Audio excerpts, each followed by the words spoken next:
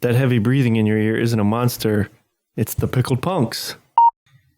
I don't know if you guys have followed any of the articles around their little cities or nations that do experiments with a basic income. So everyone gets dispersed a basic income. So let's say, for instance, Socialism. it's it's a form of socialism. So instead of no matter what, you get $1.50 a month. What would you do if every month you got $1.50? Would you go to work? Would you be productive? Would you watch TV all day? Would you rob more banks and give away more money? You could barely pay my rent with that.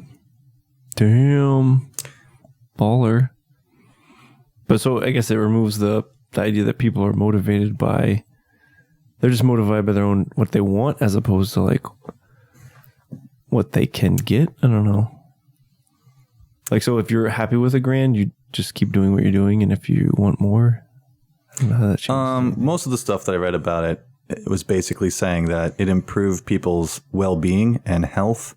It did drop productivity, especially, I'm sure, in certain sectors. But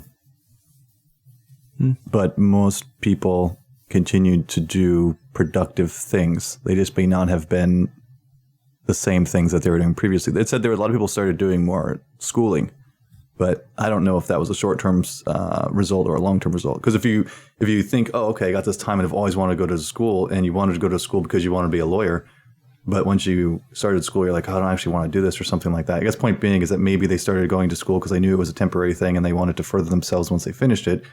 If you knew you'd get $1.50 or $2,000, or let's just whatever money we want to say, $3,000, would you continue to be productive in society? It's a good question. Yeah, I think partially productive. Mm-hmm. Maybe work part-time. How would that country compete with other countries that didn't do that? And that's sort of, I think, the concept of this. At the end of the movie, they bring that up where you can't give time away to everybody because people sit around and not do anything.